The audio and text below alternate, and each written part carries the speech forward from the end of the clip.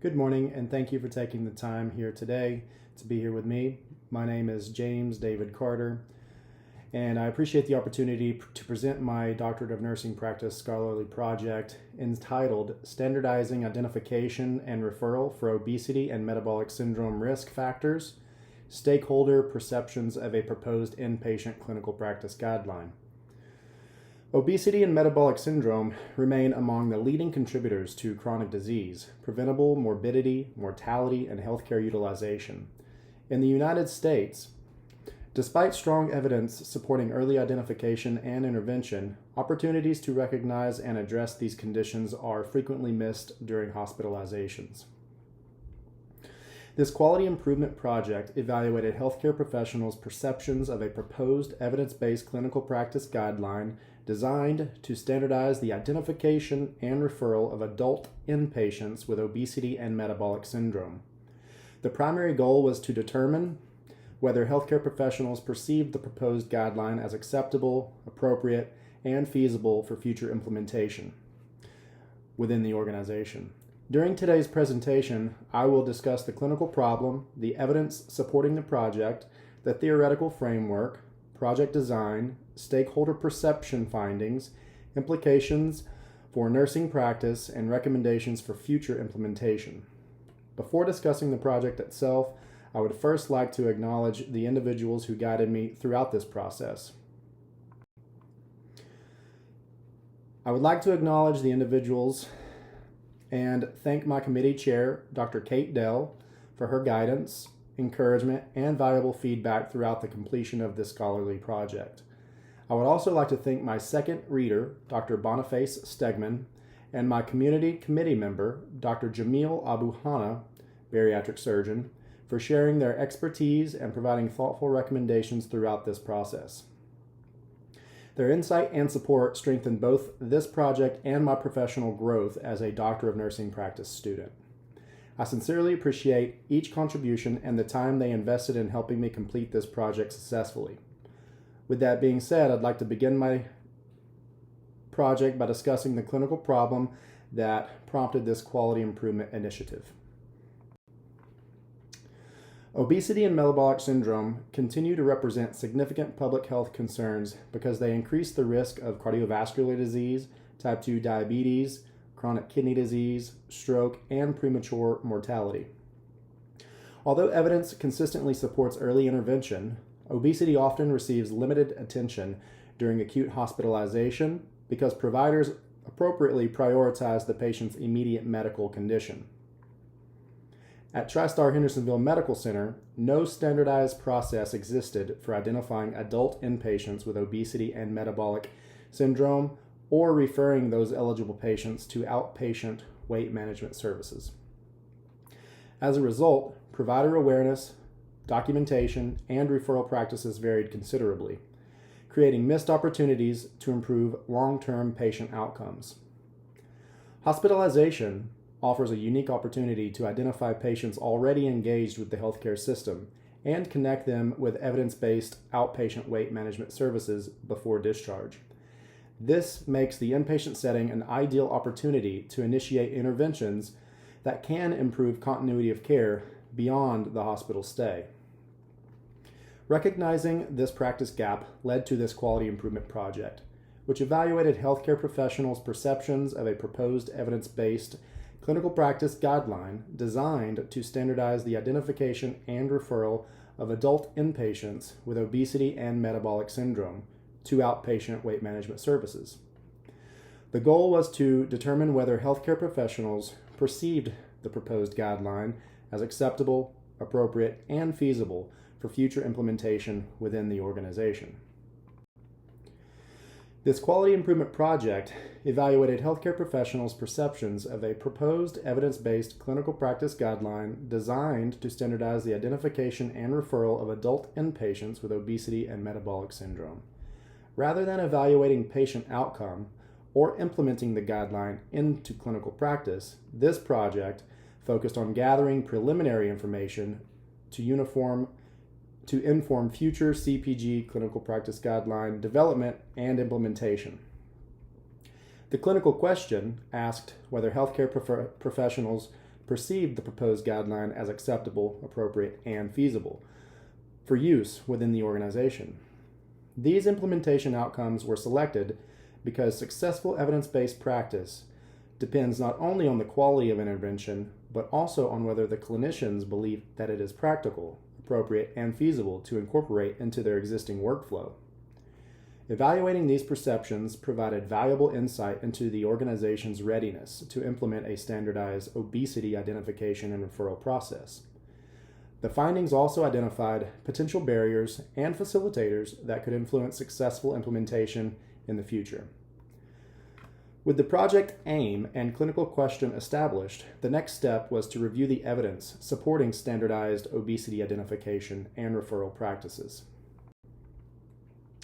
A comprehensive review of the literature was conducted to examine the current evidence supporting standardized obesity identification and referral practices for adult inpatients with obesity and metabolic syndrome. The literature consistently demonstrates that obesity and metabolic syndrome are associated with increased rates of cardiovascular disease, diabetes, chronic kidney disease, stroke, premature mortality, and higher healthcare expenditures. These findings emphasize the importance of early identification and intervention to improve long-term health outcomes for these patients. Hospitalization represents a valuable opportunity to identify patients who may benefit from evidence-based weight management services. Unfortunately, obesity often receives limited attention during acute hospitalization because healthcare providers prioritize the patient's immediate medical needs. The literature also demonstrates that standardized identification and referral processes can improve patient engagement, reduce provider variability, and strengthen continuity of care. Furthermore, implementation science emphasizes that successful practice change depends not only on the strength of the evidence, but also on healthcare professionals' perceptions of an intervention's acceptability, appropriateness, and feasibility. Collectively, this body of evidence supported evaluating healthcare professionals' perceptions of a proposed evidence-based clinical practice guideline to determine preliminary information for future CPG development and implementation. With the evidence supporting this proposal practice change established, the next step was selecting an implementation framework to guide the project. Lewin's change theory served as the implementation framework for this quality improvement project. During the unfreezing phase, healthcare professionals were introduced to the clinical problem by reviewing the burden of obesity and metabolic syndrome, the existing practice gap, and the need for a standardized approach to a patient identification and referral. Lewin's change theory informed only the pre-implementation unfreezing phase. As part of this phase, participants were introduced to the proposed guideline and received standardized education before the perceptions were evaluated. Rather than implementing the guideline, the focus of this project was to evaluate healthcare professionals' perceptions of acceptability, appropriateness, and feasibility for future implementation within the organization. The changing and refreezing phases of Lewin's change theory were reserved for future organizational work if leadership elects to proceed with this proposal. The proposed evidence-based clinical practice guidelines served as the intervention evaluated in this project. While Lewin's change theory provided the framework for the pre-implementation unfreezing phase and assessment of stakeholder perceptions. This project was conducted as a quality improvement initiative because it aimed to conduct a pre-implementation perception and feasibility assessment of a proposed evidence-based CPG rather than implement the guideline or evaluate patient outcomes. A descriptive quantitative design was selected because it allowed measurement of implementation outcomes using validated implementation science instruments. The project was conducted at a single community hospital using a convenient sample of healthcare professionals caring for adult inpatients.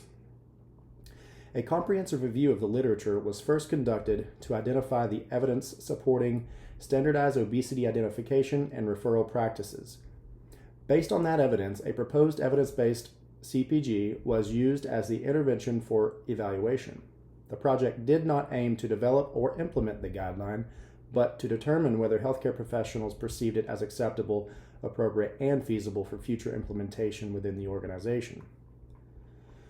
Following an educational presentation describing the proposed guideline, participants completed the Acceptability of Intervention Measure, AIM, Intervention Appropriateness Measure, IAM, and Feasibility of Intervention Measure, FIM surveys. These validated implementation science instruments evaluated healthcare professionals' perceptions of the proposed intervention. Survey responses were analyzed using descriptive statistics to describe healthcare professionals' perceptions of the proposed CPG. The next step was identifying the healthcare professionals who participated in the project. The target population for this quality improvement project included healthcare professionals directly involved in the caring of adult inpatients. Participants included physicians, nurse practitioners, physician's assistants, registered nurses, pharmacists, administrators, and other healthcare personnel involved in patient care and discharge planning. A total of 60 implementation surveys were distributed, and 57 were completed, resulting in 95% survey completion rate among the 60 surveys distributed.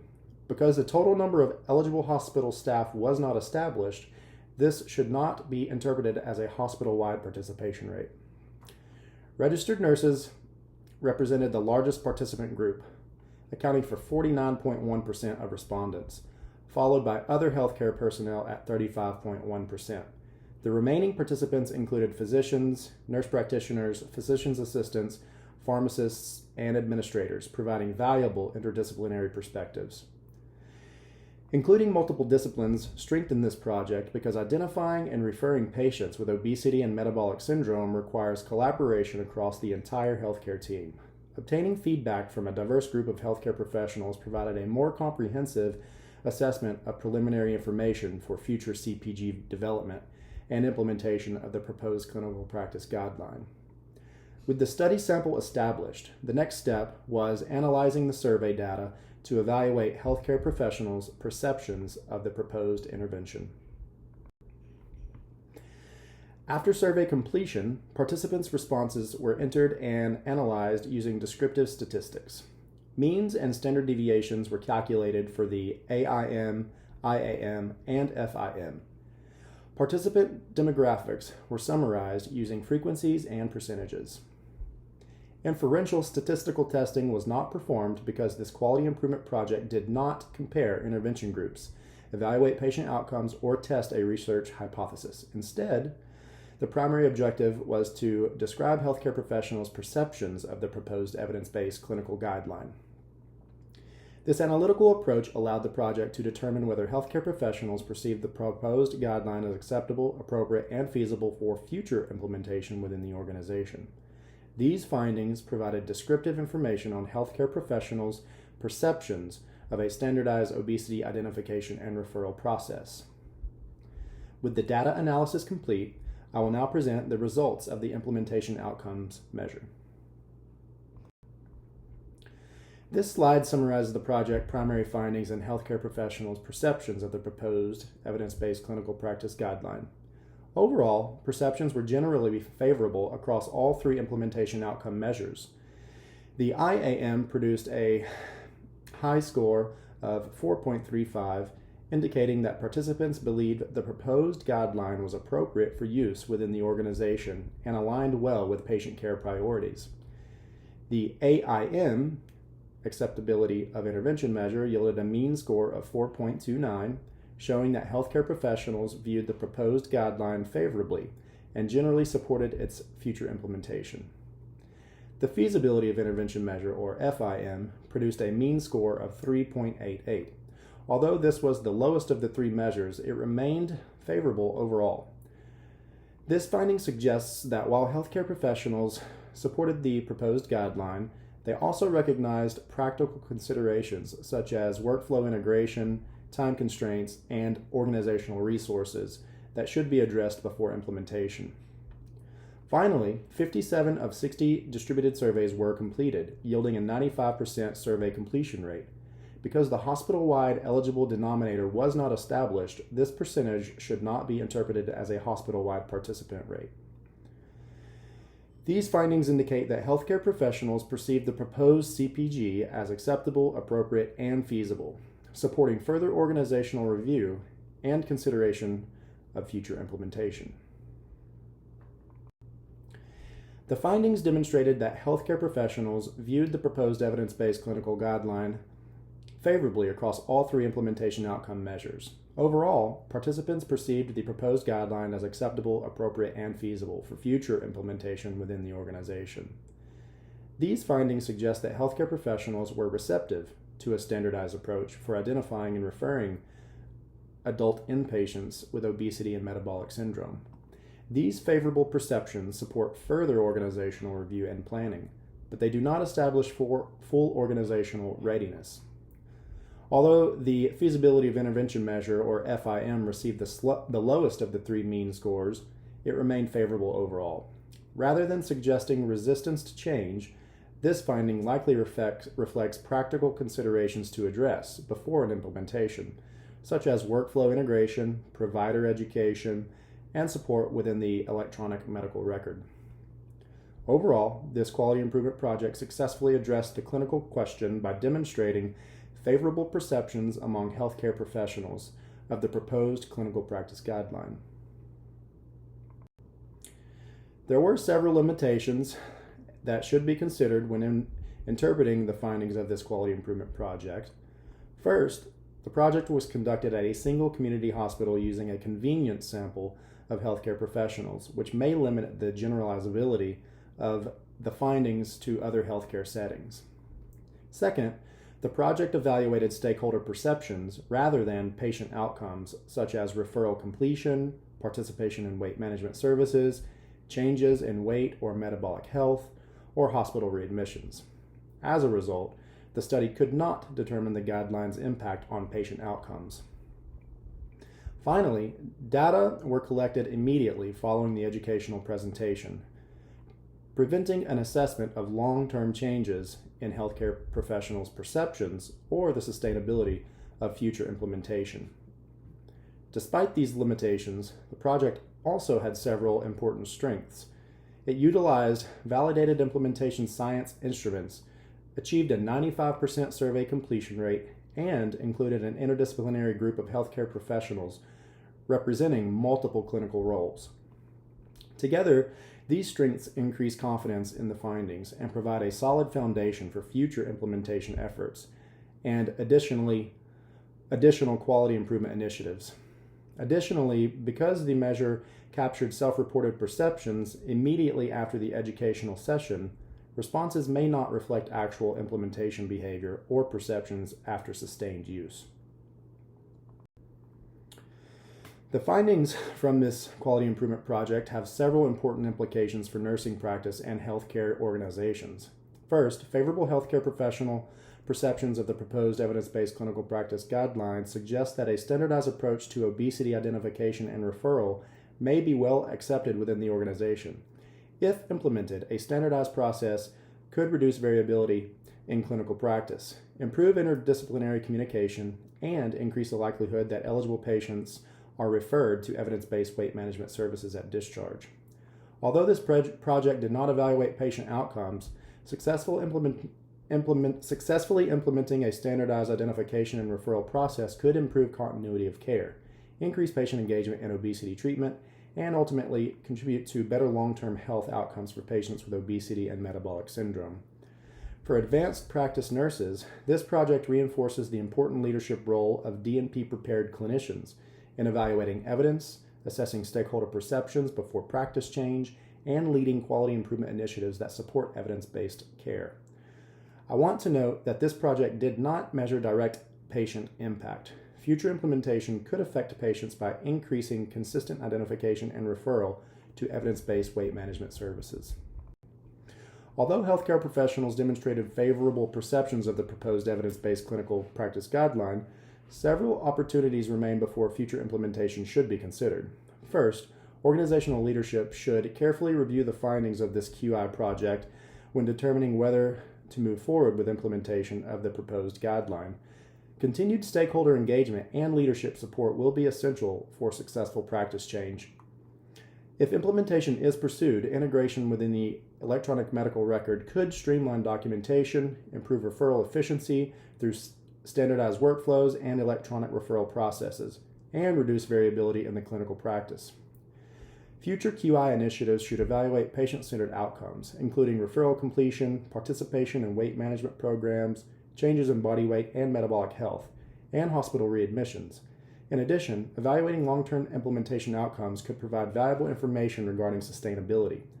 Finally, repeating this project in multiple healthcare organizations with larger and more diverse samples would improve the generalizability of the findings and strengthen the evidence supporting future implementation of standardized obesity identification and referral practices. In conclusion, this quality improvement project successfully achieved its primary objective by evaluating healthcare professionals' perceptions of a proposed evidence-based CPG designed to standardize the identification and referral of adult inpatients with obesity and metabolic syndrome.